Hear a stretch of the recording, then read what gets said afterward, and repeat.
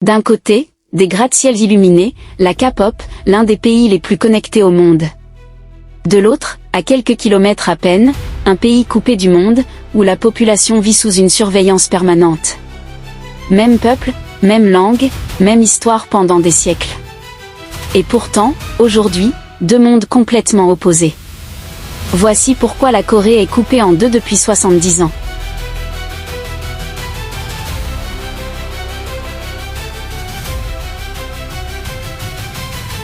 Pendant des siècles, la Corée est un royaume-uni, avec sa propre langue, sa culture, son identité. Mais au début du XXe siècle, tout bascule. En 1910, le Japon annexe la Corée et impose une colonisation brutale qui va durer 35 ans.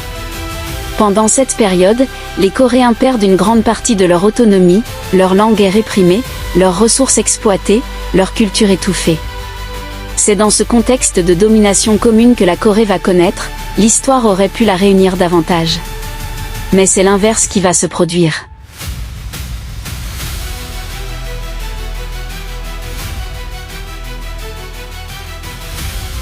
En 1945, le Japon capitule à la fin de la Seconde Guerre mondiale. La Corée est enfin libérée, mais pas unifiée. Les alliés vainqueurs, États-Unis et Union soviétique, décident de diviser temporairement le pays le long du 38e parallèle, le temps d'organiser une transition, les soviétiques occupant le nord, les Américains le sud. Sauf que cette division temporaire ne va jamais être annulée. En pleine guerre froide, chaque puissance installe un régime à son image. Au nord, un État communiste dirigé par Kim Il-sung, soutenu par l'URSS et la Chine. Au sud, une république soutenue par les États-Unis. Deux Corées, deux systèmes, désormais rivaux.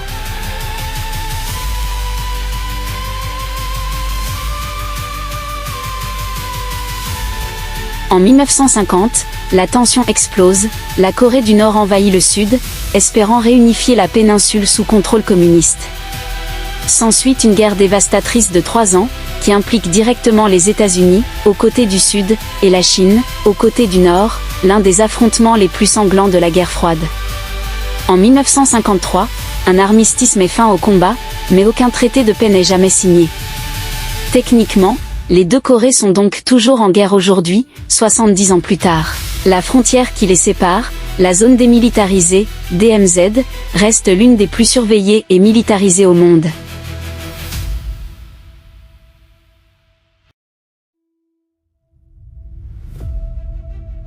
Depuis cet armistice, les deux pays ont suivi des chemins diamétralement opposés. La Corée du Sud, après des décennies de dictature militaire, devient une démocratie et connaît un développement économique spectaculaire, ce qu'on appelle le « miracle du fleuve Han ». Aujourd'hui, c'est l'un des pays les plus riches et technologiquement avancés au monde, exportant sa culture à travers la K-pop et le cinéma. La Corée du Nord, elle, s'enferme dans un régime autoritaire dirigé par la même famille depuis 3 générations. Le pays reste l'un des plus fermés et surveillés de la planète, avec une économie en grande difficulté et un accès à l'information extrêmement restreint pour sa population.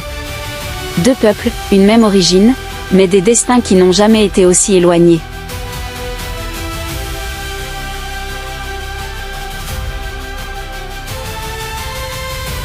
La division de la Corée nous montre à quel point les décisions prises en quelques mois par des puissances étrangères peuvent façonner un pays pendant des générations entières. Et c'est exactement ce genre de mécanisme historique qu'on va continuer à décrypter, ici, sur Strat.